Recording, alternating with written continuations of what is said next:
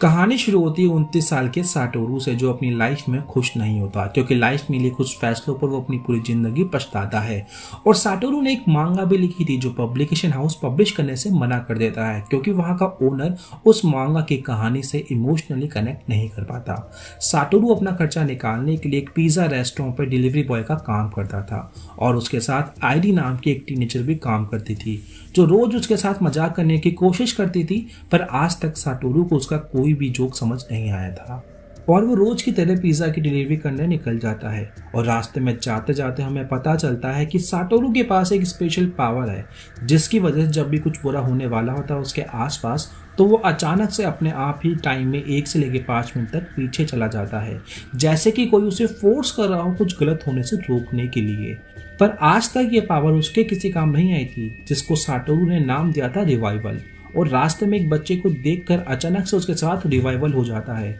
और साटोरू अपने आसपास देखने लगता है कि कहाँ कुछ गलत या बुरा हो सकता है। और तभी उसकी नज़र एक ट्रक पर जाती है जिसका ड्राइवर होश में नहीं होता और वो तुरंत अपनी गाड़ी घुमाकर ट्रक के पीछे जाता है ताकि वो ड्राइवर को होश में ला सके। और इसी दौरान आईडी उसे ट्रक का पीछा करते हुए देख लेती है और ट्रक एक छोटे बच्चे को टक्कर मारने ही वाला होता है, पर उतने में ही साटोरू ड्राइवर का हाथ खींचकर ट्रक को मोड़ देता है, जिससे बच्चा तो बच जाता है पर उसका एक्सीडेंट हो जाता है।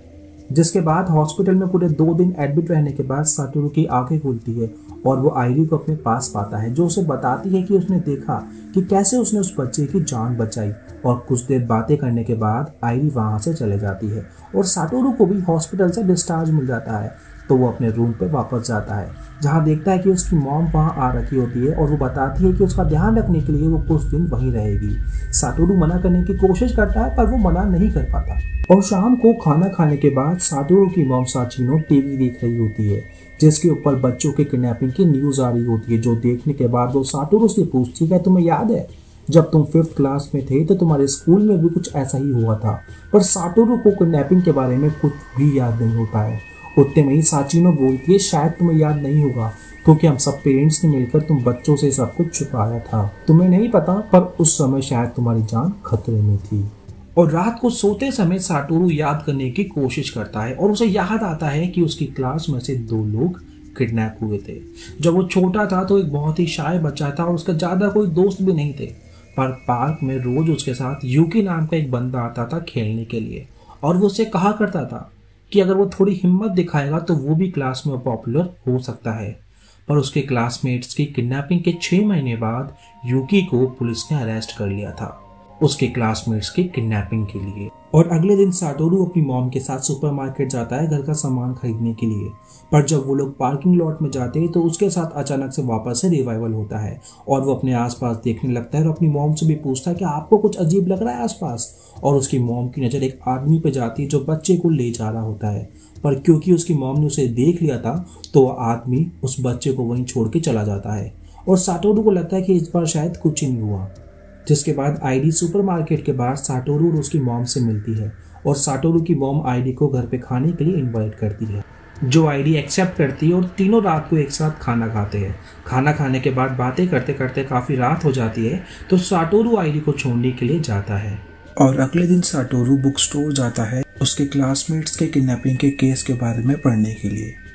और उसे याद आता है कायो, जो उसकी दोस्त वगैरह तो नहीं थी पर वो कई बार उसे पार्क में अकेला देखा करता था और किडनैपिंग से 1 रात पहले भी उसने उसे पार्क में अकेला देखा था। अगर वो उस दिन उसके पास जाता तो शायद वो उसे बचा पाता, जिसका उसे बहुत अफसोस होता है।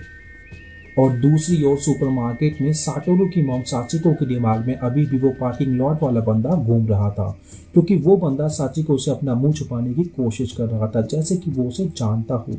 और साचिको को भी वो बंदा जाना पहचाना लग रहा था और अचानक से उसे याद आ जाता है कि उसने उसे कहाँ देखा है। और वो एक बुक स्टोर में साटोरू के क्लासमेट्स की किडनैपिंग की स्टोरी पढ़ रही होती है और बोलती है कि साटोरू सही था, यूकी असली किडनैपर नहीं था। जिसके बाद वो अपने एक दोस्त को उस केस के बारे में बात करने के लिए कल बुलाती है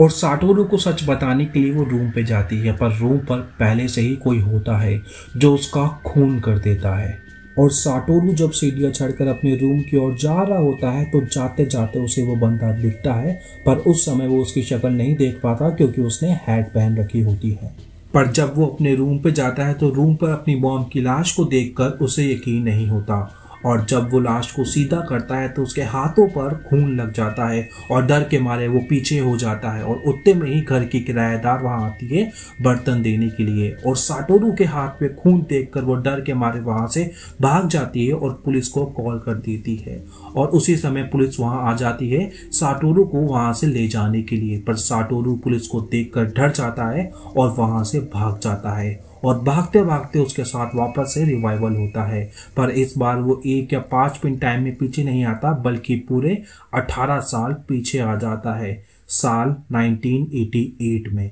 और एपिसोड 1 यहीं पे खत्म हो जाता है। तो दोस्तों वीडियो थोड़ा सा भी अच्छा लगा हो तो प्लीज आपसे रिक्वेस्ट है कि वीडियो को लाइक कर दीजिए और नेक्स्ट एपिसोड के लिए चैनल को सब्सक्राइब और बेल आइकन को दबा दीजिए। मुलाकात होगी आपसे अगली वीडियो में, तब तक के लिए अलविदा, टाटा, बाय बाय, सायोनारा।